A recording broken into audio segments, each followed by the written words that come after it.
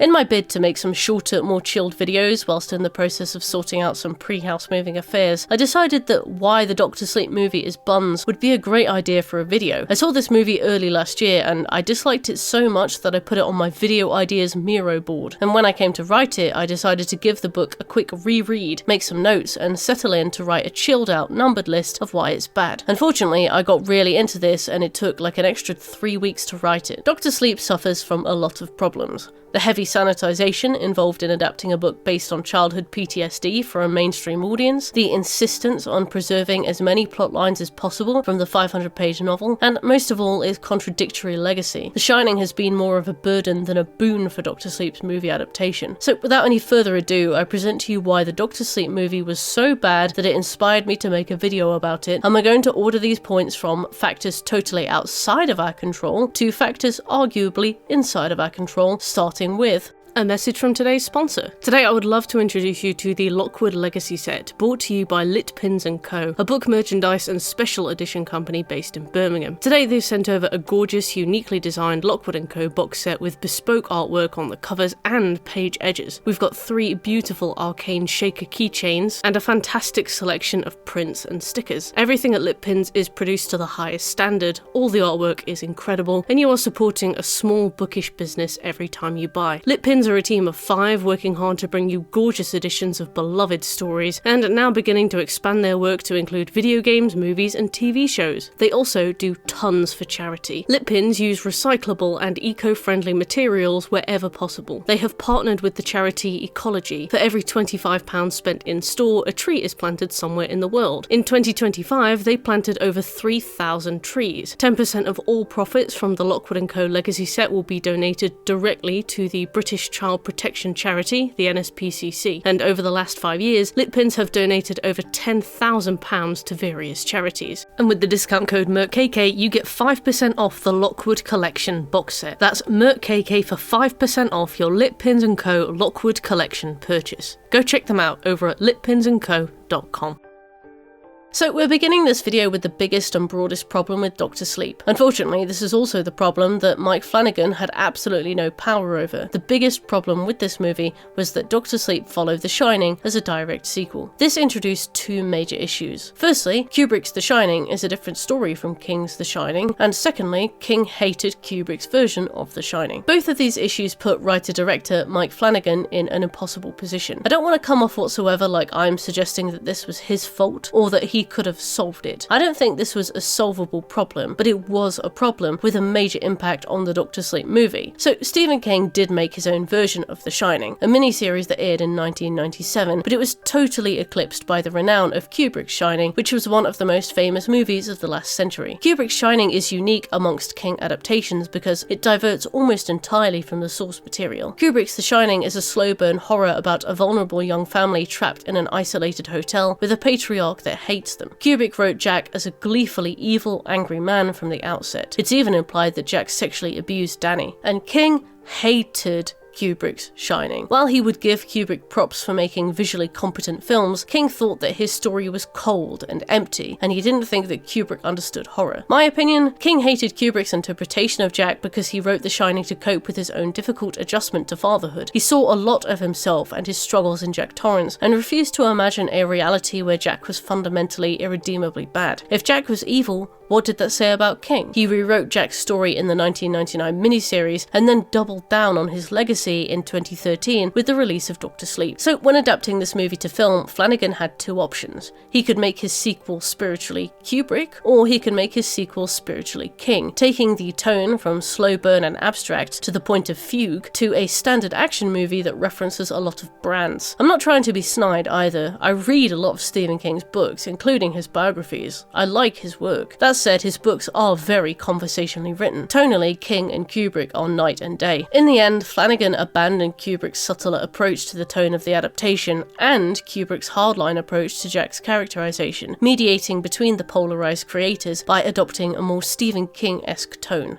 Some differences to illustrate my point. Firstly, dialogue is used sparingly in Kubrick's movie, and exposition is only included where it would be natural to include it, whereas Flanagan's Dr. Sleep has a lot of verbal and visual exposition. A lot of things are explained, even when unnecessary. Second, Kubrick lets the viewer make their own decisions on many questions he raises in the movie, like how far Danny's abuse goes, or why Jack is in the hotel photo at the end, but Dr. Sleep leaves no question unanswered, and questions are answered definitively. Kubrick's movie is a slow ramp up, action feels oppressive, whereas in Dr. Sleep, ghosts are a major on-screen presence from the first few minutes, and moments of tension, horror, and action are consistent, creating a rhythm that dips between action and quiet, action and quiet. And finally, Kubrick's violence also feels more dangerous. Jack walks over and just kills Dick Hallorann without a big speech beforehand, decisively removing the only person off the board who could have helped Wendy and Danny escape, whereas Dr. Sleep is full of villain monologues. When possessed Danny faces off against Abra, he lets her talk for over a minute while he just grins ghoulishly at her, swinging the axe back and forth like a default animation in a fighting game. The list goes on. Feel free to add your own. I don't think this is too bad on its own, although it would be a weird surprise for a wayward movie enthusiast deciding to watch these films back to back for the first time. Not everyone saw The Shining in 1980. Someone will be watching it for the first time in 2026 and may decide to do a double feature with Dr. Sleep, at which point they will be probably blindsided by the change of pace. The problem is that these changes spawn issues with the canon that the movie struggles to handle. This tonal issue was exacerbated by the fact that Flanagan continued to sit awkwardly between Kubrick and King by having Dr. Sleep follow the canon of The Shining as a direct sequel and marketing the movie as a sequel to Kubrick's The Shining. All of the promotional posters hang Dr. Sleep's identity off the back of the 1980 Shining movie, indicating an intention to follow Kubrick's Shining, but then creating a movie that felt absolutely alien in tone and approach. It really does not work as a direct sequel. While I appreciate King's Dr. Sleep book as a direct sequel to King's The Shining book, I think Mike Flanagan should have tried to make Dr. Sleep as a standalone film. Because King wrote Dr. Sleep as a continuation of his version of The Shining, the transition between them is easy to make. Because Mike Flanagan wrote Dr. Sleep as a novel, faithful continuation of a movie written by a man who reinterpreted the first novel, it's a mess. For example, Dr. Sleep's novel follows the canon that Jack Torrance blew up alongside the Overlook Hotel when the boiler exploded. In the Dr. Sleep movie, Flanagan had to follow the canon that the Overlook Hotel is still standing and still relevant. As a second example, Dr. Sleep's novel follows the canon that Dick Hallorann survived the events of The Shining, but Flanagan had to follow the canon that Dick Hallorann died on arrival in the original movie. Another problem is that King's biography, Haunted Heart by Lisa Rogach, documents how much he hated seeing his work reimagined by other creatives after seeing Kubrick's interpretation of The Shining. Going forward, he said he wanted everything done exactly as he wrote it, or at least he claimed. He didn't mind the way the ending of The Mist was rewritten, and he doesn't seem to mind that the Welcome to Derry series is clearly just Stranger Things set in Maine, so maybe that rule was just for The Shining. King wanted faithful adaptations, and Flanagan's Dr. Sleep highlights why that is so often such a bad idea. The thing is, Kubrick didn't just write a one-dimensional Jack Torrance because he didn't empathize with King's experience. It was also because a one-dimensional main character facilitates a simpler plot that better serves a film's runtime. A lot of The Shining movie's 2.5 hour length is slow burn, but Dr. Sleep has no time for a slow burn because some studio executive likely made Flanagan cram it full of references to the original, and King likely made him maintain the exact 500-page plot with minimal changes. Another thing about Kubrick's Shining is that it tries to deliver a thematic, message-heavy movie. Scenes are specifically shot. There's tons of imagery and silence, and very little action taking place. Kubrick was very particular about details. According to his assistant's biography, Stanley and Me, which I recommend, it's great, Kubrick constructed a perfect one-to-one hotel set for the movie and worked laboriously to get the film just right. A slow burn descent into madness for Jack Torrance, and the miserable consequences of that descent for his captive wife and child. Ghosts don't start manifesting until an hour into the movie, and Jack doesn't get violent until the 90-minute mark. The famous Here's Johnny axe scene occurs at the 2-hour mark, and the final 30 minutes are a nail-biting, hopeless pursuit around the hotel and the outside maze. One thing I will give you is that Dr. Sleep is a slow burn book. The first 200 pages are about Danny coming to terms with how much like his own father he really is, how much of his dad he's carried with him, and how to overcome the same problems his dad crumbled under. Problems that lurk within his genetics and what little of the behaviour he saw modelled by his father, his insatiable reliance on substances and his violent temper. During this half of the book, Danny lives life as a homeless alcoholic, sees death everywhere he goes, learns to manage the Avallac'h ghosts that still haunt him, loses his mum, moves to New Hampshire, gets clean, makes friends, builds community, learns to help others, and finds his calling as Dr. Sleep, a man whose psychic abilities allow him to sit by the beds of terminal patients and help them cross to the other side. All the while, we are meeting this new character called Abra, who is shaping up to be 10 times the psychic that Danny has ever been, able to perform telekinesis, telepathy, future sight, far sight, and body projection. We see how she grows mainly from the perspective of her parents, and through this you get a lot of King's own voice, his skepticism, his grumpy writing moods, his adoration of his children, and how that adoration has changed him over the years. The movie does not have time for a fraction of this. In effort to preserve the major plot points of the book and still keep the movie as concise as possible, Mike Flanagan was essentially forced to take Dr. Sleep, a longer book than The Shining, crunch it all up and squeeze it into a script and adapt it to the original movie, not the original book, which had a different ending. Consequently, the themes King tackles in his book are stretched thin. Alcoholism is touched on and moved past. Abra's life is relegated to a few expository scenes. The hospice stuff is a side note. The antagonists of this story, the clan that call themselves the True Knot, are simultaneously neutered and overshown, meaning we get way too much information about a band of villains that are far too easy to deal with. The limitations of King's insistence that his books be adapted faithfully, especially in the case of The Shining and Dr. Sleep, is that this very conceptually rich, introspective piece has to be watered down for the sake of pushing the plot along, and what we get is a rushed semi-action sort of horror movie that probably should have been another miniseries if King wanted it adapted faithfully.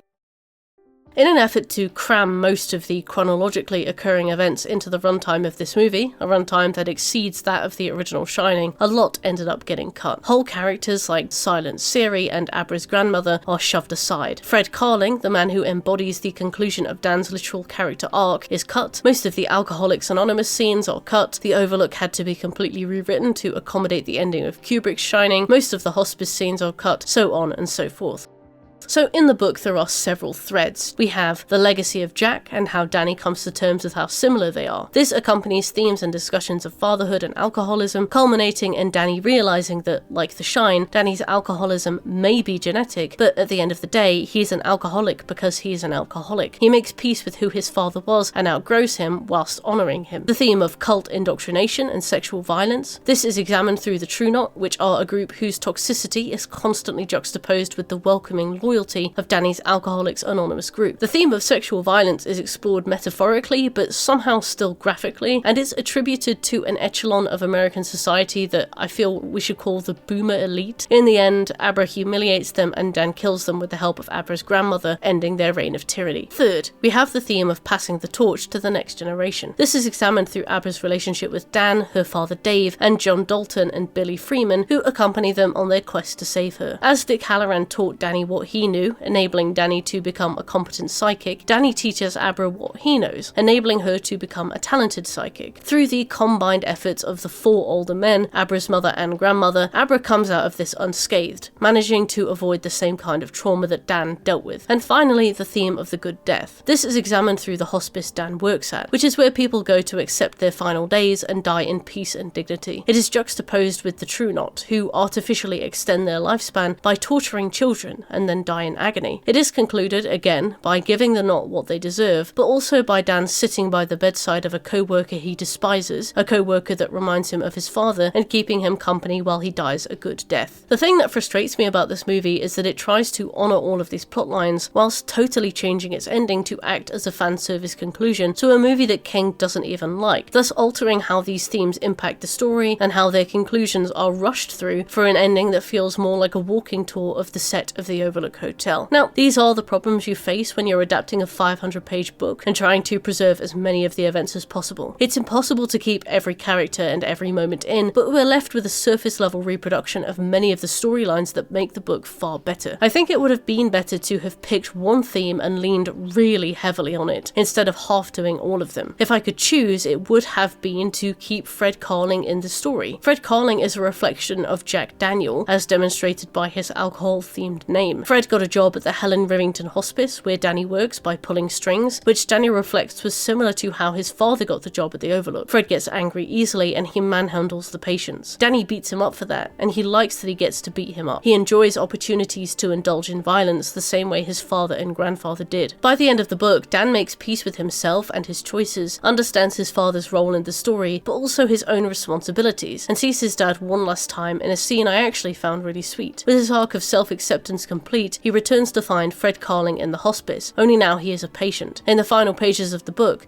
and I will admit that I cried, Dan sits by his bed and helps soothe him to sleep. Jack is a constant presence in Dan's mind, and Dan rejects that presence for a long time. God knew he didn't want to be his father, whose bouts of sobriety had been the white-knuckle kind. AA was supposed to help with anger, and mostly it did, but there were times like tonight where Dan realised what a flimsy barrier it was. Dan blames Jack for his violence and alcoholism, but Dan soon comes to appreciate that Jack had an impact, yet does not have the final say. My father tried. That's the best I can say for him. The most malevolent spirits in his life came in bottles. If he tried AA, things might have been a lot different. Dan and Jack's final and only scene in the book is really sweet. During a struggle with Rose, fighting on the grounds where the Overlook once stood, she's getting the upper hand when suddenly she feels an invisible push. Not a punch or a slap, but a push. She loses her psychic grip, and Dan and Abra are able to turn the tables and beat her. As Dan walks away for the final time, he turns and sees his father standing up where Rose was standing, implying that he was the one who shoved Rose in that pivotal moment, winning them the fight. Jack waves down at Dan, and Dan waves back up at him. I love that scene. Jack's an absolute bastard, and I think giving him a pageant send-off with bells and whistles and a big speech would be to let him off a bit too lightly, to make him a hero he never was. And I think the bittersweetness of this send-off really suits it, because it's Dan facing his violent father with a smile, one last good deed, and walking away from the Overlook for good. Does the movie follow the same track of subtlety?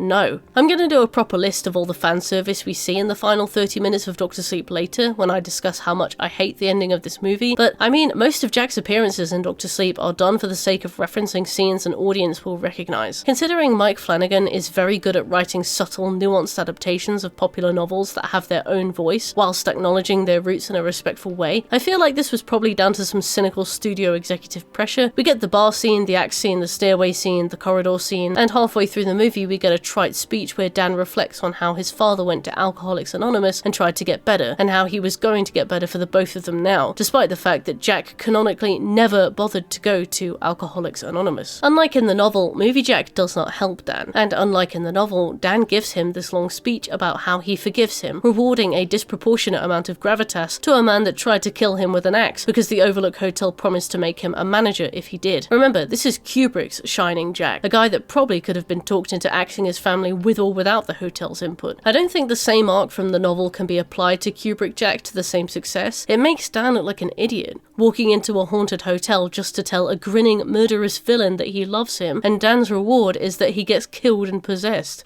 Next point, the central cult of villains, the True Knot, are lame. One of the biggest difficulties with writing horror is writing a scary threat, and writing the tension associated with that threat. Suddenly this, suddenly that is a big trap to fall into. But really, how often have you read a book that's actually had you sweating? I talked about this in my It video, where Pennywise's constant presence in the story makes for an enemy that winds up less scary than quiet psychopath Patrick Hockstetter, who I would kill with a hammer. It's hard to show an audience glimpses of the big bad thing in horror novels the same way that you can in horror movies, where you only need a few seconds of a shot to inspire dread in your viewer. A face in the dark, a missing piece, a distant shadow, all can be communicated in the blink of an eye, and less is so often more with horror. You see some great examples in analog horror series where you've basically just got one 15-year-old guy racking up millions of views off the back of a PowerPoint presentation and some photoshopped images. And with that said, the antagonists of Dr. Sleep are probably some of the lamest in horror history. It's not awful in the book, but it's not great either. The main antagonist protagonists are a group called the True Knot, a type of life-sucking immortal that's absolutely not a vampire because they only have one fang that sits directly in the middle of their upper mouth like a single tusk. The ringleader of the True Knot goes by the name Rose the Hat because her name is Rose and she wears a top hat at a jaunty, impossible angle, and all the characters who see her wonder how she manages to get her hats to stay on at such a jaunty and impossible angle. Her second-in-command goes by the name Crow Daddy, and yes, characters do call him Daddy, and yes, it is very weird. I think anyone can be scary if they're elusive enough, if you don't see enough of them to understand what they're capable of, if you don't know which direction they're coming from, how fast they'll arrive and in what their powers are, how strong they are, and how they're going to kill you. Unfortunately, all of that is detailed to us in the book as early as page 20, when they recruit the soon-to-be-named Snakebite Andy. And in the movie, they and their powers and their intentions occupy the very first scene of the film when they kidnap a little girl called Violet. This scene isn't in the book, it's added here to give even more exposition on top of all the other exposition we get about them, and what we learn in this scene is only repeated later, rendering this exposition redundant. The True Knot return at the 15-minute mark, where they occupy most of the screen time until just past the 20-minute mark. In the first 10% of the movie, we know everything about these people except exactly how they kill. Imagine if the first few scenes of Marble Hornets involved Slenderman taking you on a walkthrough tour of his Winnebago. It's worse than the book. Nothing whatsoever is left to the imagination, rendering these people petty kidnappers at best. They have two guys called Hartman Sam and Jimmy Numbers who handle their IT services. They play bingo. I think King tries to riff off the Stranger Danger theme, but he's done it better in books like It and The Outsider. Their mundanity isn't scary because it's not balanced by anything. They hunt Abra and Dan because they're so strong that they'll make a good meal, but this means that Abra and Dan are already in a state where they can easily beat the True Knot long before they ever have to fight them. They don't have to learn anything or overcome anything to beat the True Knot, they just have to get their ducks in a row and face them head on. The stakes begin low and stay low. The True Knot don't even turn their sights on Abra until around page 200, so we get way too much exposition before they are ever an active threat. In the book, they're not incredible, but King pulls less punches. A lot of subtext frames them as kiddie-snatching metaphorical paedophile cannibals. When they attack Bradley Trevor, the writing subtly compares the act to sexual violence. The movie is sanitized, which just means that the villains are reduced to a bunch of silly named mugs who fold the moment a competent adult is in the room. There is one pretty nasty scene where young victim Bradley Trevor is devoured, but it's comparatively quite early in the movie and ends up covered over in heaps of other scenes and exposition, rendering it quite forgettable. I think it would have been more impactful later in the film with less coming afterwards to drown it out. After this, Dan, Dave and Billy lure them to a campsite. Dan and Billy then just shoot them all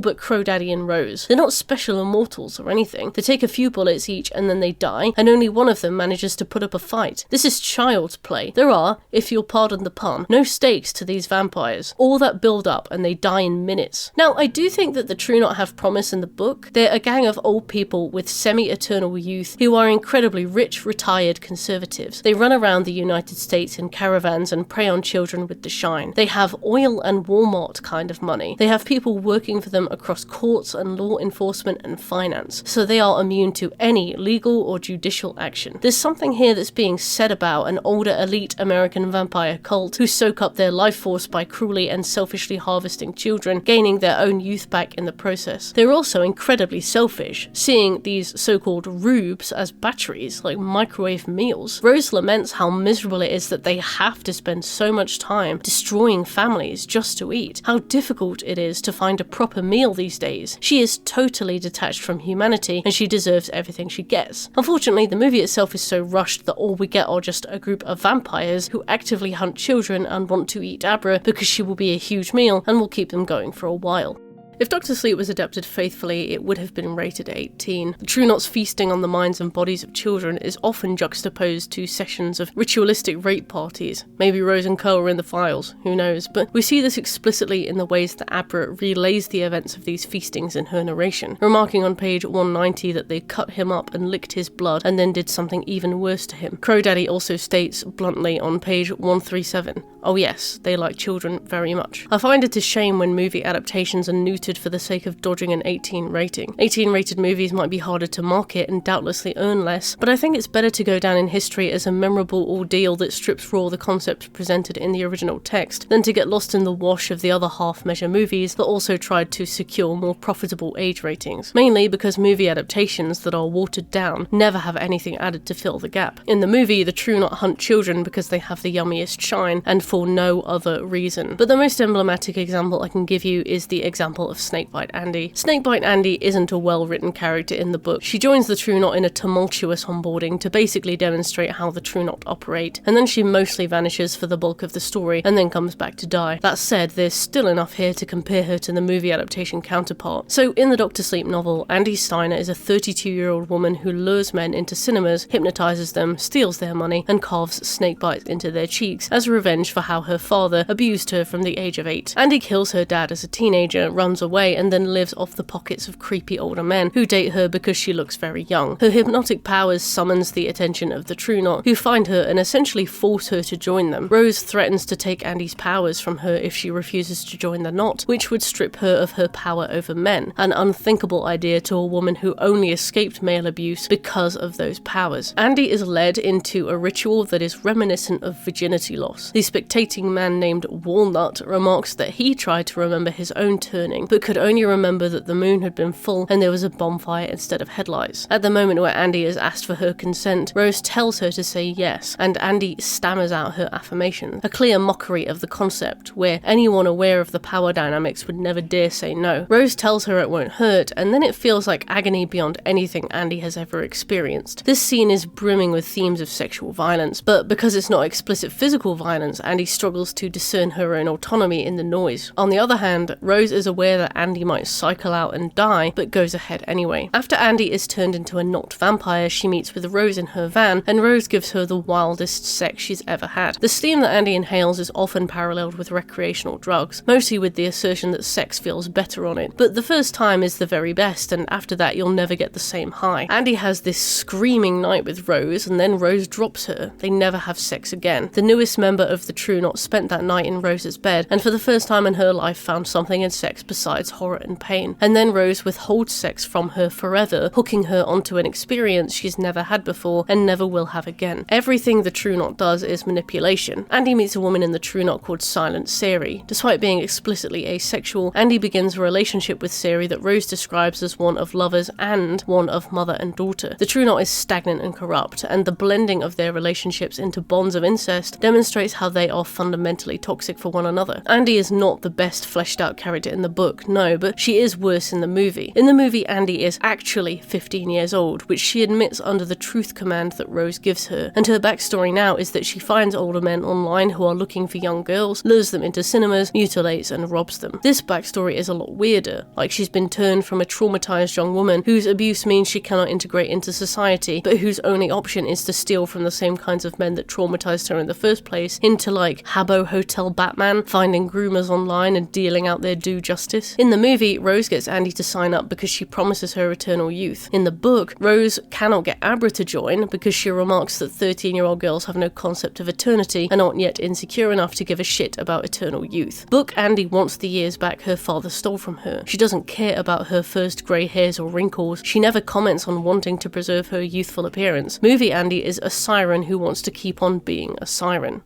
Number 4. Dick Hallorann becomes a false ghost. One of the saddest moments in Dr. Sleep is on page 222, when Dan realises that the shame of his drinking has caused him to hide from Dick Hallorann for so long that he didn't even know Dick had died. Dick died 15 years prior to this moment, and Dan learns it from a Google search. It's humanising for Danny, whose slow build of psychic powers have had him beginning to straddle the line of prophethood as the book goes on. Having him make this irrescindible mistake, knowing that there is nothing that can take back those 15 years, is really sad. Danny is Abra's guardian, and Dick was his, but Dick is dead, and this means that Danny has no bigger adult to turn to, like when you call your mum to ask her how long to roast a chicken for. There's no one showing up to save him at the Overlook Hotel this time if things go wrong. They do get to share some final words together, but Dick has to possess the recently dead corpse of a woman in the hospice to do so. It's a painful process that can't be maintained for long, so they say what they have to say quickly. Dick reassures Danny that he's proud of him, and then he's gone forever. Dick's presence in this story has this kind of benevolent distant love, but aching absence. A genuine, real grief. Missing someone who will never be back with you. It's really sad, and like with Jack, it's not overindulged. This movie is a little different, because obviously it must follow on as a sequel to Kubrick's Shining. This means that Dick died during the events in the Overlook Hotel, and can't be present for Danny the way that he was in the novel. Okay, that's fine. Events can still largely follow the book, right?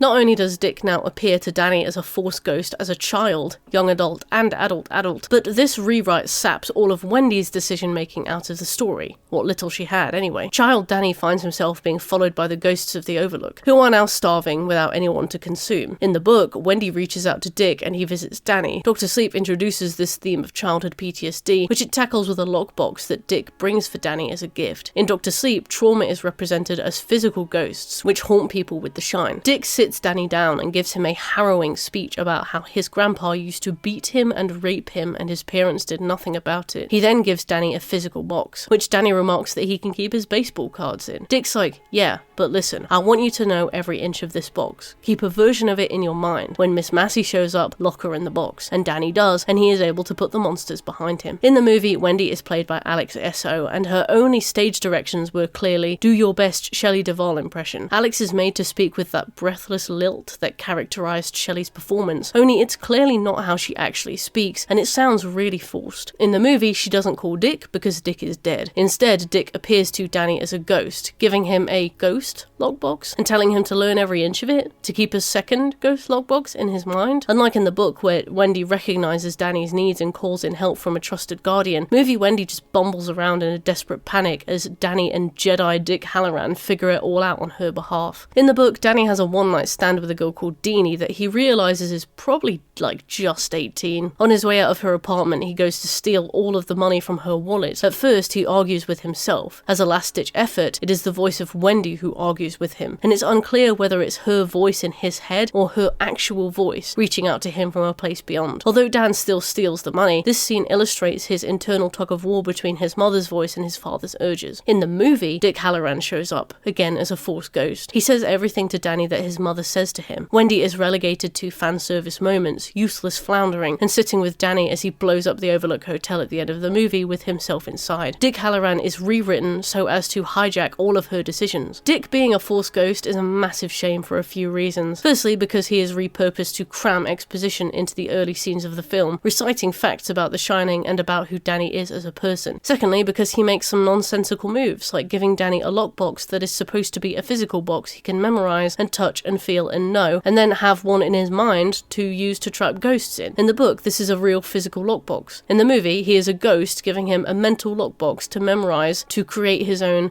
mental lockbox. Thirdly, because Dick Hallorann's traumatic childhood is sanitized for the sake of making the movie less graphic. Novel Dick comes to Danny as a child, coping with the death of his father, and comes clean to him about the real horrors of PTSD. When Dick's grandpa died, he went home one day and saw his rotten ghost and his rotten prick, and he kept haunting Dick until he spoke to his grandma, who gave him a lockbox of his own. Only this movie clearly had to pull itself back to keep the 15 rating, and so most of this is left out. And finally, because Dick's on-screen presence is so prevalent that there's no sense of what's lost. Dick appears to Danny at least 3 times in this film, and each time he is there in a full get-up, having a proper conversation. He basically becomes Tony. Although there is a moment where Dick tells Danny, "This is the last time we'll speak," there is no sense of loss because he has had such an underwhelming presence already anyway. Next, Dan dies at the end. You see, this is where it gets complicated. There are essentially 3 Jack Torrances in Shining canon. The Jack Torrance from the book, who dies because he forgets that the boiler is about to explode. The Jack Torrance from Kubrick's Shining movie, who dies because he is left outside in the snow. And the Jack Torrance from Stephen King's The Shining miniseries, who comes to his senses mid-rampage, rushes downstairs, and amps up the boiler to explode on purpose so that he may save his son. Now, Dr. Sleep is all about breaking the cycle.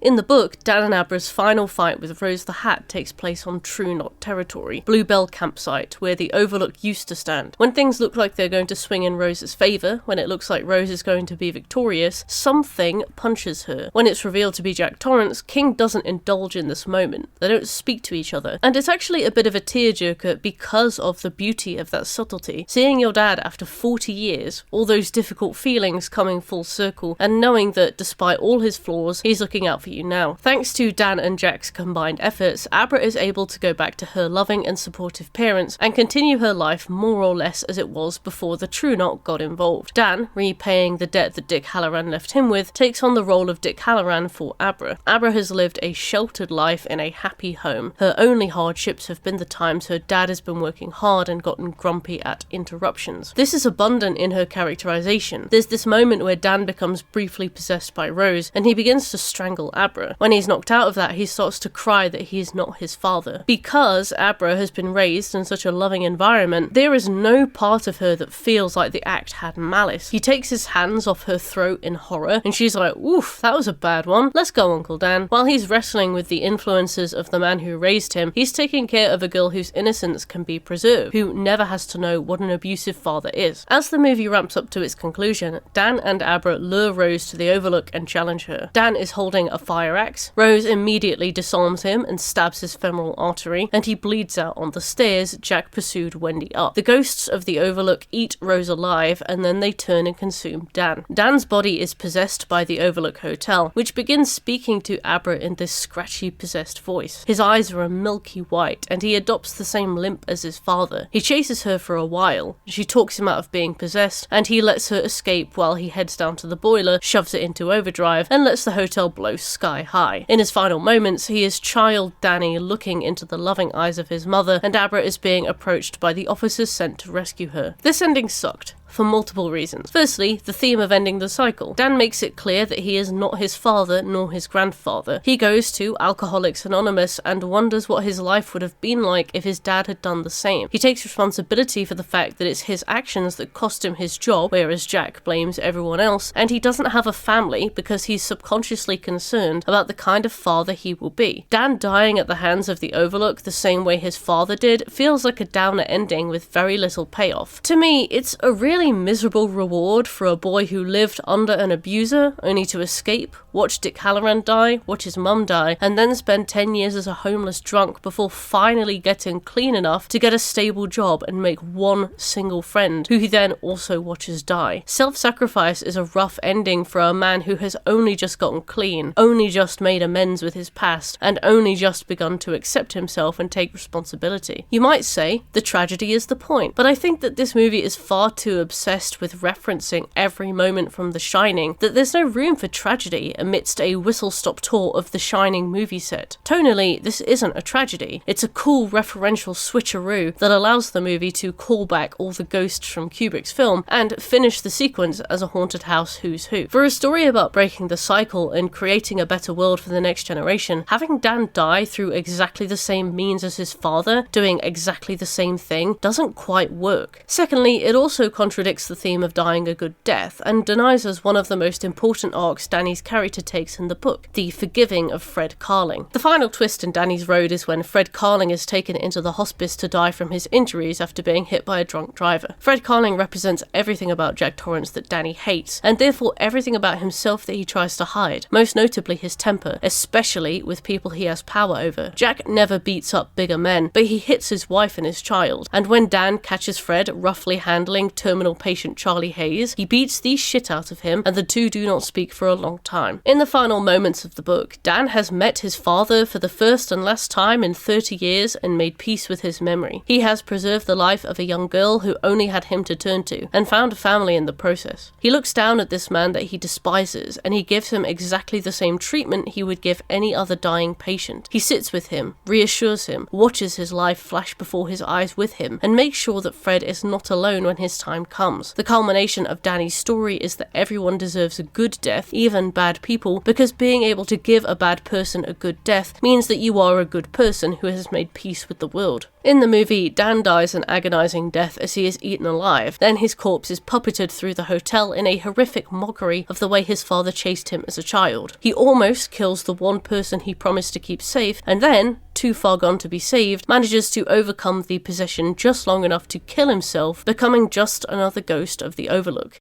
Next, psychic stories are kinda boring. When I got to the end of one of the later chapters in Dr. Sleep, I took the half page as an opportunity to scribble some notes. I had begun to come to the conclusion that psychic conflicts are just not that interesting, especially in writing when they are more often than not the case of people standing around, eyes squeezed shut, grunting with the effort of exerting invisible force. Rose, Abra, and Dan frequently get together in what are basically psychic Skype calls to take cheap shots and taunt each other from afar. The main problem is that psychic powers change as, when, and how Stephen King decided he needed to add something new to the story. Danny's shine allowed him to see glimpses of possible futures and see memories when he made physical contact with things. He could also kind of read minds. Abra can do all of that, and she can astral project, and she can rewind memories to glean information, she can perform Jedi mind tricks, write on blackboard, cities away, possess and allow people to possess her, move things with her mind, and enter Rose's head to go through her memories. She can set up mental burglar alarms so that Rose can't enter her mind while she's sleeping. She can touch an item that another person touched years prior and see where they physically are right now. Abra Stone perches in this grey area between being a Mary Sue and a MacGuffin. She is a thing that needs to be saved, and this thing just so happens to be a bottomless box full of immediate and conclusive solutions, which eliminates the stakes of the already toothless True Knot. Still, Abra's exceptional abilities do represent something,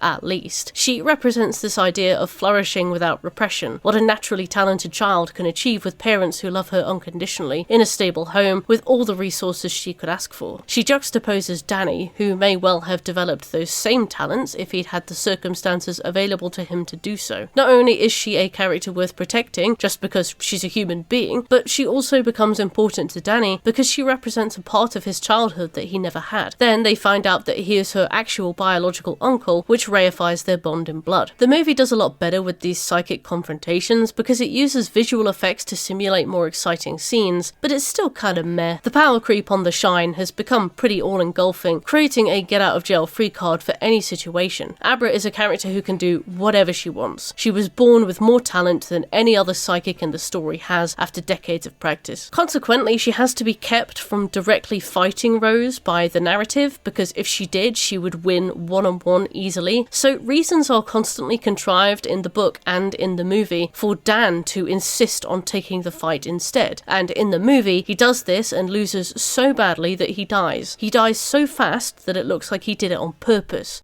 Number 7. The ending of Dr. Sleep is horrific cringe. Firstly, because Dan dies, but we've covered that, and secondly, because this movie is so desperate to pay homage to The Shining that it has to override any possible actual conclusion to this story. And when I say pay homage, I mean deliver a condensed highlights reel of all the most iconic moments from Kubrick's movie as a montage of barely connected individual shots taken piecemeal with very little added. Desperate to shoehorn in as many Shining references as possible in the last 30 minutes, and I counted 34 separate explicit references to the first movie. Basically, that gives us a conclusion to a movie that averages about 1 reference per minute. Inventory time. So I got the OG film's music, the exact same shots from the drive to the hotel from the first movie, only they've been digitally retouched so that it looks like nighttime, but in a really obvious crap way, and there is a really obvious layer of CGI snow. The elevators, the walk across the lobby, the boiler room, the corridor walking shots, the cracked axe door, the caretaker's lodgings, Jack's bed in the mirror shot, Red Rum still written on the door, the bathroom door with the axe hole, Dan looking through the hole like Jack would have, a flashback to that moment just to hammer that home, the bathroom window Danny escaped out of, the wall of photos seen at the end of the film, the gold room, the bar Jack sat at, the same walkover Jack does with the panning camera, the same shot of the glass on the bar, Lloyd the bartender, this time played by Jack Torrance, Jack pouring a glass of Jack Daniels in a very wink-wink referential way, the corridor Jack chased Danny in, the blood elevators, the typewriter room, the axe, the snow maze, the same labyrinthine shot of the snow maze, the walking backwards up the staircase shot, the flashback to Jack with the axe, the flashback to Wendy walking backwards up the staircase, the twins, Miss Massey, room 237, the "Hello Danny, come and play with us" line, and then the Shining miniseries boiler scene. I think one of the most annoying aspects of this ending is that Kubrick built the entire set from scratch scratch for The Shining. So this was a 2-scale model set that had to be rebuilt from the same blueprints just to redeliver a bunch of these pointless references back to us across a 30-minute walking tour. On the IMDb trivia page, I found this post that claimed it took a lot of negotiating to get this film made. Stephen King was initially adamant not to have the Overlook Hotel featured, which was destroyed in his original novel of The Shining. So writer-director Mike Flanagan had to convince King that, despite his distaste for Stanley Kubrick's movie adaptation The Shining, audiences were more familiar with that version rather than the series The Shining, and largely preferred the film to the miniseries. Therefore, this film had to be a sequel to Kubrick's classic film. King relented after reading how Flanagan intended to bring back the Overlook Hotel in this script, stating that everything that I ever disliked about the Kubrick version of The Shining is redeemed for me here. Which is just so bloody typical. I appreciate that King hates Kubrick's interpretation, and I appreciate that Flanagan's hands were tied, but it is such a shallow remember this whip around of one of the biggest movies of the last century. As I said before, I hate the ending of this movie because Dan dies, and I know that makes me sound like a hater, but after a movie, a miniseries, and 2 novels, it feels like such a slap in the face that he returns to the hotel that represented the isolation of his childhood abuse, watches a slideshow presentation of references to Kubrick's movie, and then the hotel kills him and wins. It just felt like such a deflating end for his character to overcome unimaginable trauma and an addiction that almost killed him, just in time to die for the sake of plugging the conclusion of this film with fan service. Possessed Danny becomes Jack and chases Abra into none other than room 237. Wow, another reference. Abra just talks to Danny while he stands there threatening to hit her with an axe, in that really annoying way that villains do where they get distracted from killing their mark just long enough for said mark to slip away. Dan blows up the hotel as Abra escapes, and then appears to her as a false ghost, the same way that Dick Hallorann appeared to him. I think it should be clear why fan service to this degree doesn't work, but just to specify why I keep making this point. Firstly, because having every scene be a visual reference is a cheap way of filling space without creating anything new. This ending is cheap because it jockeys off a bunch of scenes from the previous movie with very loose interconnections. Why Danny chooses an axe of all weapons when he kills almost all of the rest of the True Knot with a gun that he still has and serves him perfectly well. Why Danny immediately loses the physical fight with Rose. Why he chooses to fight her in the room his dad wrote in on the stairs. Why Abra runs to room 237. Everything that happens does so with the primary purpose of referencing something and the secondary purpose of telling a story. Secondarily, building your entire ending around the events of a previous film that King doesn't like or respect is going to result in an ending that is unbelievably hollow. We are honouring a movie that the writer doesn't believe should be honoured, and all we get as a consequence is a series of shots that mean very little in the context. Dr. Sleep rejects The Shining whilst simultaneously being begrudgingly stuck to it, like writing in a birthday card for a co-worker you hate. All references made by King are polite acknowledgements through gritted teeth, whereas the ending of this movie is a full, knee-to-the-ground, shirt-off suck job. I also don't really like the way Abra's story was summed up. In the book, Abra gets her happy ending. Her family is alive, and Uncle Dan is there to watch her grow up, which I think works because the book is about preserving innocence and being a step up for the next generation. When the pupil is ready, the teacher will appear, is a sentiment echoed across the book, as it is, pay it forward, i.e. be there for the next person in the way that I was there for you. Let people live their lives, but be there for them when they need you. When Dan notices that Abra is trying alcohol for the first time in the conclusion, he realises you can't moralise children out of growing up, or teach them how to do it. Abra may well succumb to her genetics, but her uncle and her family have given her the tools to cope far better than Uncle Dan ever had, and her conclusion is still optimistic. I'm torn on Abra because I think she is a bit of a Mary Sue perfect character. I mean, her only flaw is that she isn't experienced enough to have lived experience to know how to tackle things, which isn't so much a flaw as it is like a delayed development. In the movie, she's still Mary Sue-ish, but they go a slightly darker route where she now has lost her dad and her uncle in one fell swoop, and it turns her into like this wise woman who reassures her mum that there is an afterlife and her dad is happy and in it. I think this sentiment is sweet, but now obviously she has a hot young mum who probably can't remarry because she'll feel too guilty about it, considering her dead husband is very aware of the situation and will probably have to watch her have sex. And the final shot of the movie is Abra seeing Miss Massey in the bath the same way that Dan did. She goes into the bathroom and it's implied that she locks Miss Massey away, but all this really does is emphasise the same cycles of violence. Like, Abra doesn't have her own ghosts. This might have worked if she walked into a room and seen the ghost of Rose and did similar to what Danny did, but because we we have to reference The Shining, she is now haunted by the ghosts that haunted her uncle, except it's never even confirmed that they're related in the movie. So for all intents and purposes, she's just haunted by the ghosts that haunted a guy that tried to help her and kinda succeeded, but loads of people died, and now she has no one but herself to rely on. So in a way, she has adopted her uncle's PTSD, and therefore Dan was unable to save her from the horrors of growing up. She has inherited his problems now, and he's no longer there to look after her, and she's lost her dad.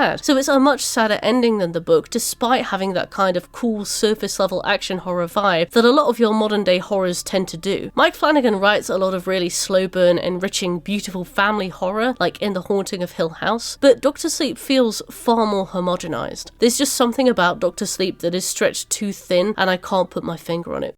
And finally, this movie is way too long, sitting at a mighty 2 hours and 34 minutes. It's longer than the original Shining film, and over 30 minutes of it are dedicated to a conclusion that essentially regurgitates many of the iconic scenes from that film with zero of the substance. 2.5 hours isn't insane work for a movie, but I think Doctor Sleep struggles with pacing in the sense that it constantly feels like it's winding down. There is an overarching story with a villain that grows in power, targets the main character, and then confronts them, but the movie contains so many smaller arcs that there were 4 or 5 moments where I assumed that the film was ending, only to move the mouse and see that we'd barely cracked half of the runtime. I can sit through Inglourious Bastards without noticing the time pass, but Doctor Sleep had me in fidget mode from the halfway point. I think this is because the movie contains about 6 separate arcs that are delivered to us one at a time, so there are about 6 moments where the movie feels like it is concluding on a story. This is normal in books, obviously, where writers have space to create stories that span broad time frames and cover many characters, but books can take like 10 to 20 hours to read, and a movie is very rarely going to have more than 3 hours to achieve the same ends, so you need to be more concise with it. To my recollection, we have the introductory story of Dan's childhood, where he is haunted by ghosts. He meets Ghost Dick Hallorann, who gives him that box and resolves that problem. Then we have Dan's alcoholism, where he wanders, homeless and never sober, through the United States. He joins Alcoholics Anonymous, and 8 years later, this plotline is resolved. We have the introduction of the True Knot, their recruitment of Snakebite Andy, and their abduction of Bradley Trevor. We have the introduction of Abra, her meeting Dan Torrance, learning from him, and taunting the True Knot from afar, which culminates in the shootout at Cloud Gap, and the killing of all but Rose and Crow. We have Abra's abduction and the death of her father, which sees Dan learn how to project himself into other bodies and possess Abra to save her, which culminates in the death of Crow and Abra's safe return. And then we have the entire showdown at the Overlook, which is 30 minutes of dead-eyed references and a woeful ending. These stories do build off each other, but they're so weirdly disjointed that they feel independent. They're also very watered down from the book, which I didn't even know on first watch, because I saw the movie first. As you're watching it, you can just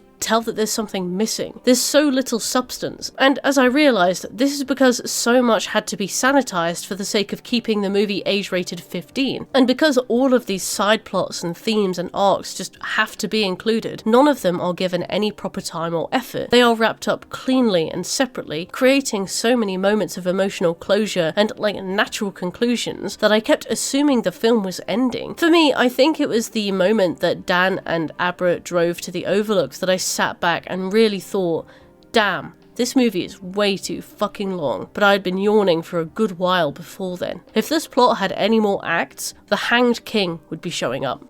All in all, Doctor Sleep is probably 45 minutes too long, and yet still tries to tackle far too much whilst prioritising a 15 age rating, ensuring that all the topics it broaches are sanitized into blandness. Themes like cult indoctrination, loss of innocence, familial abuse, and alcoholism are skirted over on a whistle-stop tour of a 500-page book that probably could have been a far better 300 pages. Doctor Sleep's movie adaptation simultaneously attempts to ride The Shining's coattails, whilst also shirking it at every turn, since King hates it, but likely understood that it would need to be somewhat honoured in a movie sequel. Only this results in a shameless saturation of fan service injected for the sake of creating moments that will remind you of a movie that was quite a bit better than this one. The villains, while stunted in their intimidation factor, were never that compelling to begin with. Abra's character is diluted into that weirdly aloof child archetype with none of the learning curve. The ending is trite and disrespectful to the man we've seen overcome severe abuse, threats on his life as as a child, homelessness, suicidal alcoholism, the death of his only friend in the world, and literal ghostly representations of his PTSD. Wendy's character is reduced to a Shelley Duvall imitation exercise. At least they took the flies out. That shit didn't make sense to me. If you read Dr. Sleep, you'll encounter a very slow but very introspective personal check-in of a man who outgrew Jack Torrance years ago, making peace with where he came from and the struggles he overcame to get where he is. It's not the best book King's written, like it is very long, and most of the scenes featuring the True Knot could have been cut to positive effect, but it's a very personal one, and I think it's worth a read if you're interested in judging it for yourself.